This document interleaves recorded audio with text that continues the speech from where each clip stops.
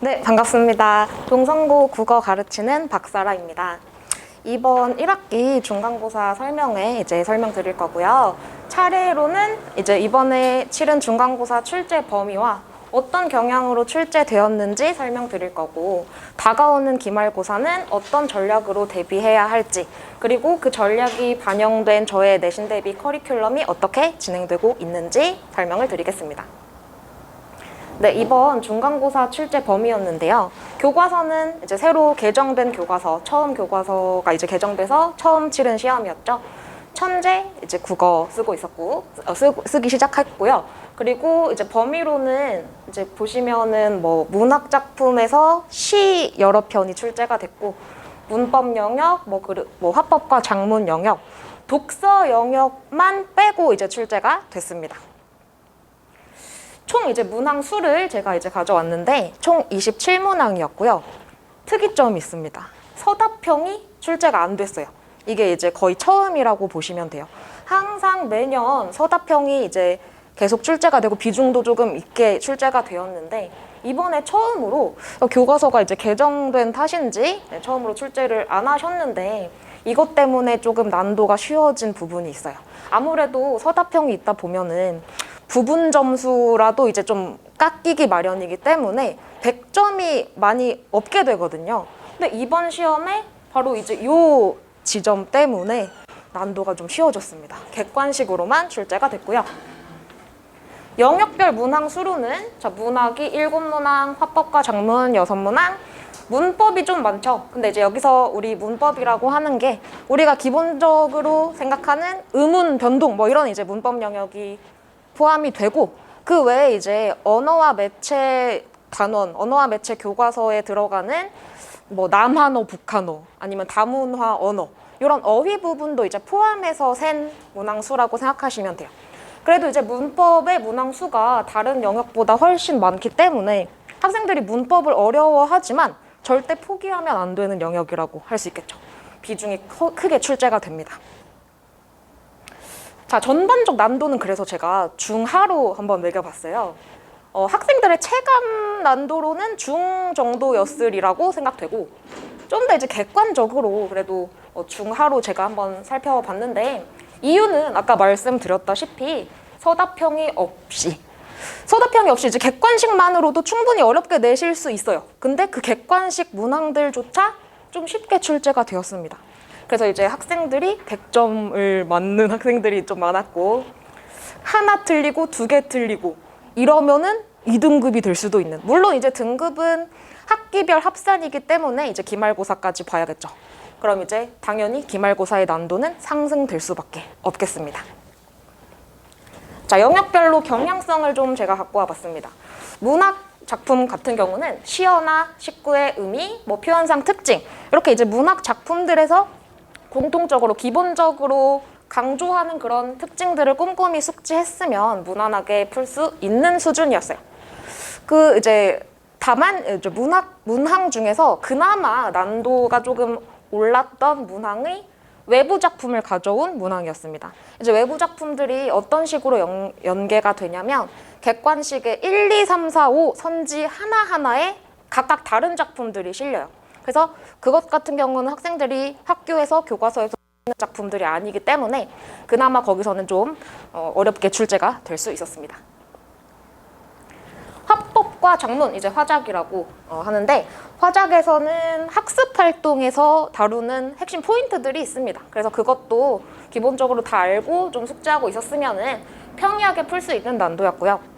아무래도 화법과 작문 영역이 그 국어의 영역들 중에서 학생들이 그나마 접근이 좀 쉬운 영역이기는 해요. 개념이나 내용적으로 크게 어려운 건 없으니까. 근데 그런 반면에 이번 시험에서는 문항당의 배점은 좀 높은 편이었습니다. 다른 영역이 문항 하나당 3.5점 정도라면은 이 화법과 작문 영역의 문항들이 모두 4점 배점으로 배점이 됐습니다.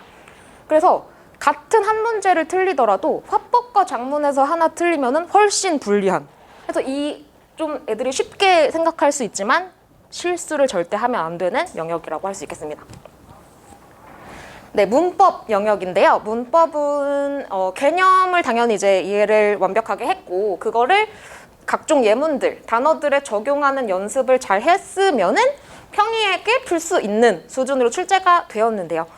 이제 다만 문법 영역이 기본적으로 학생들이 어려워하잖아요. 모든 이제 영역들 중에 문법을 제일 어려워하니까 아무리 뭐 평이하게 출제가 됐다고 해도 기본적으로 오답률이 다른 영역보다 높고요.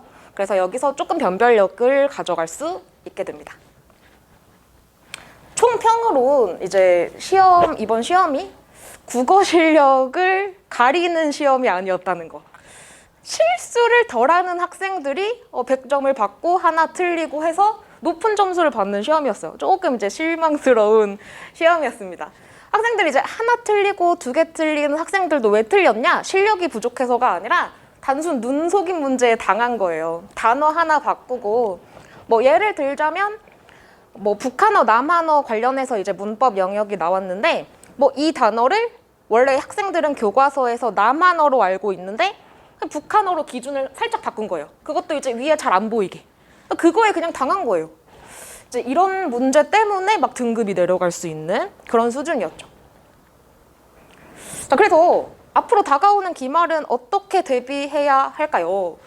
이제 저 원점수가 높은 학생들이 많을 거란 말이죠. 하나 틀리고 100점도 나오고 하나도 틀리고 90점 이상이 저 우리 반에도 많아요. 100점도 나오고 그렇다고 안심하면 안 됩니다. 말했듯이 기말고사는 무조건 어렵게 내겠죠. 어렵게 안 나오면 안 되겠죠. 변별이 안 되니까 등급 산정을 해야 되니까. 이번 시험은 그래서 실수 안 하기 싸움이었기 때문에 나 국어 좀 잘하나 보네? 이제 이 정도로만 공부하면은 좀 높게 나오겠네? 방심은 이제 안 되는 기말이 되겠죠. 쉬운 시험 뒤에는 어려운 기말이 기다리고 있으니까 중간 때 대비했던 그 수준, 그 양의 2배, 3배는 좀 열심히 해야 안심을 할 수 있게 되겠습니다. 네, 그리고 이제 기말고사 범위가 중간고사 범위 외의 전부예요. 그래서 이제 단원들 뭐 어떤 영역이 나올 것인가를 제가 이제 미리 말씀을 드릴 건데 문학, 문법, 독서, 화법 전 영역이 이번에는 출제가 되고요.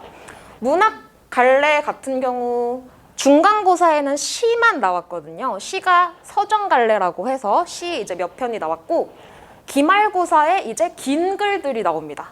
보시면 서사 갈래, 서사가 소설이에요. 그리고 교술 갈래, 수필입니다. 극 갈래, 드라마, 대본 같은 형태의 이제 갈래인데 생각해보면 다 긴 글이죠. 문학에 이제 긴 글들이 나올 거고 문법 영역도 보시면 높임 표현, 시간 표현, 피동 표현, 인용 표현, 어휘까지 더 학습량이 방대해지고 난도도 의문 단원보다 훨씬 올라가게 돼요. 여기서 함정팔 요소들도 많습니다. 문법 더 빡세게 공부를 해야겠죠. 독서 같은 경우 논증 방식, 뭐 이름만 들어도 좀 어렵잖아요. 학생들이 또 많이 헷갈리는 영역이고 화법 영역도 토론이라서 막 토론의 과정, 개념 그런 것들을 다 신경 써야 하기 때문에 어느 하나 만만한 영역이 없습니다.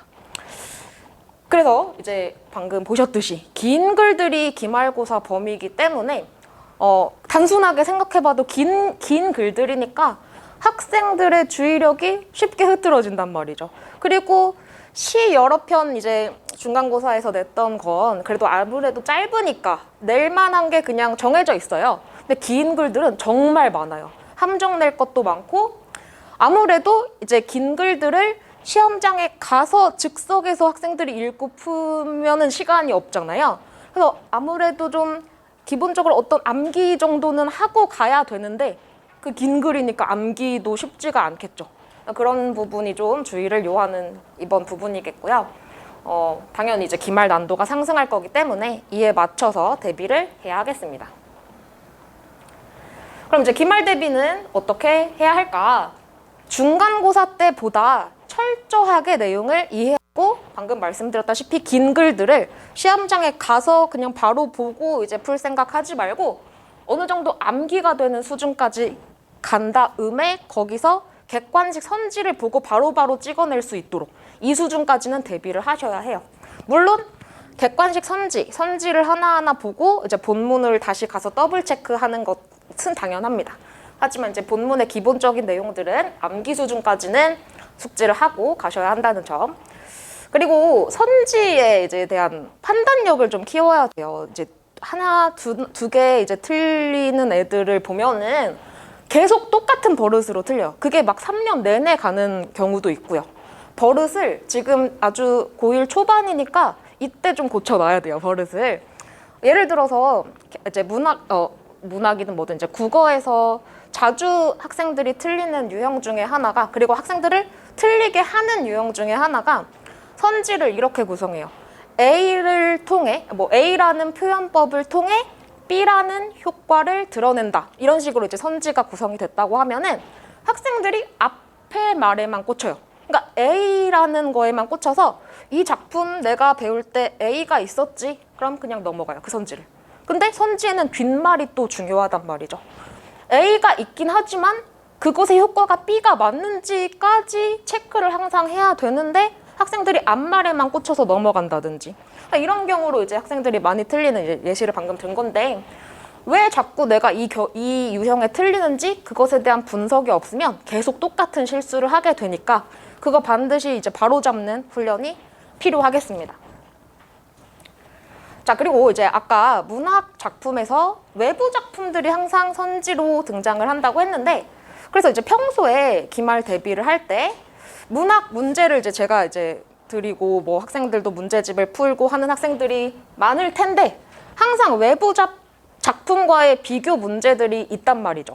근데 학생들이 이건 내가 배운 범위 아니야, 우리 범위 아니니까 안 풀고 넘어가는 애들도 있고, 풀더라도 그냥 찍고 그냥 넘어가요. 자기가 이걸 틀려도 어차피 우리 범위 아니니까 틀려도 돼 하고 넘어가는 학생들이 많단 말이죠. 절대 그러면 안 되고요. 문제를 이제 받을 때 외부 작품들이 시험지에 그대로 그 작품이 나오는 경우가 되게 많아요. 그래서 외부 작품과의 비교 문제가 나온다. 절대 그냥 넘기지 말고 이 작품이 이 주제랑 어떤 관련이 있고 이거 동일 작가네? 충분히 나올 수 있겠다. 아니면 이런 표현법이 공통적이구나. 항상 그 문제 옆에라도 포인트를 좀 적고 넘어가는 습관을 들였으면 좋겠습니다. 그리고 이제 문법 영역 같은 경우는 동성고는 교과서 예문, 교과서 단어들에서 70~80%가 거의 나온다고 보시면 돼요. 그래서 교과서에 나오는 예문들은 그냥 외워질 정도로 분석 훈련을 하자. 항상 이렇게 학생들 연습을 시킵니다, 저는. 이제 거기에 플러스 알파로 이제 어떤 영역에 그래도 자주 나오는 빈출 예문들이 존재합니다. 빈출 예문들 당연히 연습을 하셔야겠고요. 보다 더 심화된 다양한 예문들에 연습하는 훈련이 꼭 필요하겠습니다. 제일 기본적인 거 교과서 예문은 외워질 정도로 학습하자.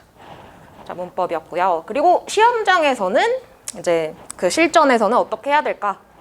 눈속임 문제가 많습니다. 동성고는 뭐 이번뿐만이 아니라 매년 뭐 2학년 시험도 그렇고 1학년 시험도 그렇고 단어 하나 바꿔서 학생들 들리게 해요. 근데 학생들이 너무 이제 숲을 봐요. 근데 나무도 봐야 됩니다. 동성고 학생들 나무도 보고 숲도 보는 그런 훈련. 시험장에서 그래서 선지의 문장 하나하나, 단어 하나하나가 맞는지를 잘 들여다보기. 그리고 검토의 시간을 조금 가지려면은 아무래도 본문은 아까 말씀드렸듯이 외워질 정도로 이제 가서 그런 식으로 시간을 단축하고 검토 시간, 한 검토 2번은 돌릴 수 있을 정도의 시간을 남겨놓고 검토는 충분히 하자. 일단 검토를 하는 그 순간에도 자기가 틀릴 수 있다라는 생각으로 접근을 해야 돼요. 이게 뭐 맞지? 무조건 맞지 하면 검토를 해도 안 보입니다. 그래서 한 번 더 다른 관점에서 생각해보는 훈련, 시험장에서는 이런 이제 검토가 필수적이겠습니다. 자, 그리고 이번 시험이 고1 개정교과서가 도입된 첫 시험이기 때문에 시중 자료가 많이 없습니다. 그래서 경력도 많고 동성고 시험 대비의 경험도 많고 보유 자료도 그만큼 많은 강사의 도움이 필수적이겠죠. 접니다. 네. 자, 이 전략들이 반영된 저의 내신 대비 커리큘럼 마지막으로 간단히 설명드리고 마치겠습니다. 먼저 내신 분석 노트로 범위 안의 모든 작품들을 꼼꼼히 분석을 해드립니다. 교과서에 있는 기본적인 내용뿐만 아니라 이 단원 관련해서 여러 선생님들이 계속해서 강조했던 다른 학교, 뭐 계속 전국적으로 공통적으로 강조하는 그런 요소들까지 제가 넣어서 충분히 분석을 해드리고요. 그 다음 이제 학생들의 학교 필기들을 이제 여러 명, 거의 뭐 전 학생들의 필기를 제가 가지고 오라고 해요. 그러면은 한 학년에 2분 이상이 보통 이제 국어 선생님이 들어가시는데 선생님이 이제 다르잖아요. 그러면 이 선생님이 강조하는 부분과 저 선생님이 강조하는 부분들이 공통적으로 나와요. 그럼 그게 바로 출제 내용이 되겠죠. 그럼 이제 그걸 보고 이거 분명 출제하시겠구나. 이런 것들을 제가 정리해서 요약하고 이제 수업을 해드립니다. 자, 그리고 매주 암기 테스트를 시행을 하는데요. 100% 이제 주관식이에요. 물론 이번 시험에 주관식 서답형이 없어지기는 했지만 이렇게 주관식으로 답안을 계속 써내는 훈련이 객관식 선지를 판단할 때도 엄청 도움이 됩니다. 자기가 그냥 이제 뭐 찍어서라도 맞힐 수 있는 객관식으로만 훈련을 하는 것보다 자기 손으로 직접 한 글자 한 글자 써서 매주 연습한 게 선지로 눈에 딱 들어와요. 그래서 이런 작업을 충분히 해주고 있고요. 매주 해주고 있고요. 만일 통과를 못할 시 그 날 끝내도록 클리닉과 통과를 할 수 있도록 마무리를 시키고 가는 편입니다. 자, 그리고 우리 학교 내신 기출로 이제 유형을 확실히 익히는 작업. 근데 이제 개정교과서로 처음 도입된 시험이기 때문에 영역이 많이 겹치진 않아요. 다만 이제 많이 겹치고 선생님들의 출제 포인트가 비슷한 점이 바로 문법이겠죠. 문법 영역은 그대로 가져가기 때문에 선생님들이 좋아하는 또 예문들이나 문항 스타일이 있습니다. 그런 것들을 기출로 확실하게 익히고 갈 거고요. 네, 아까 이제 문학에서 특히 외부 작품들이 객관식 선지로 실린다고 했는데 그렇게 어떤 외부 작품들이 나와도 당황하지 않을 수 있게 훈련을 해요. 이런 시에서는 이런 단어에 집중하면 돼. 저랑 심지어 안 했던 작품들도 새롭게 우리가 보는 작품들도 분석이 가능하도록 제가 주요한 시어들, 이 작가의 작품 경향들을 이제 설명하는 작업이 있을 겁니다. 다양한 예상 문제, 또 보다 이제 심화된 유형들의 문제들, 기말고사는 특히 난도가 되게 이제 상승할 걸로 예상이 되기 때문에 심화된 문제들을 많이 푸는 연습 필요할 거니까 예상 문제들을 무한대로 제공할 수 있겠습니다. 또 얼마든지 온라인, 오프라인을 통해서 개별 클리닉 진행하고 있고요. 마지막으로는 시험 직전까지, 시험 10분 전까지도 볼 수 있는 단권화된 프린트, 이렇게 두꺼운 것도 아니고 몇 장으로 압축해서 제가 주는 단권화 노트가 있습니다. 그래서 그것만 봐도 90점 이상은 맞을 수 있게 그런 식으로 이제 연습을 하고 있습니다. 이건 이제 저의 교재들과 매주 보는 암기 테스트 종이들이에요. 그래서 이렇게 빨간색 글씨들이 학생들이 매주 써내야 하는 답안들이라고 볼 수 있겠습니다. 이거 하면은 이제 시험장에 가서 내가 쓴 거 이런 답 아니었지. 예를 들어서 이제 이번 중간고사 문항 중에 그 이제 객관식 선지 중에 뭐 매체 관련해서 이 글을 실을 매체가 뭐냐.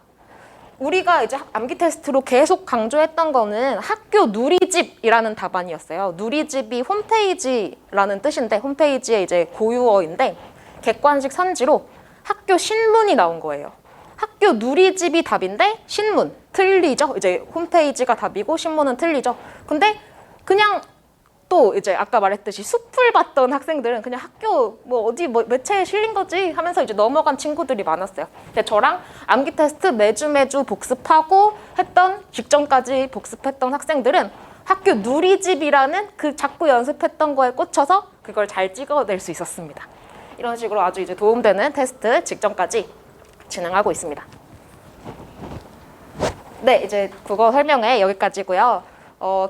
다가오는 기말도 우리 동성고 친구들과 좋은 성적 거둘 수 있도록 같이 열심히 달려보겠습니다. 감사합니다.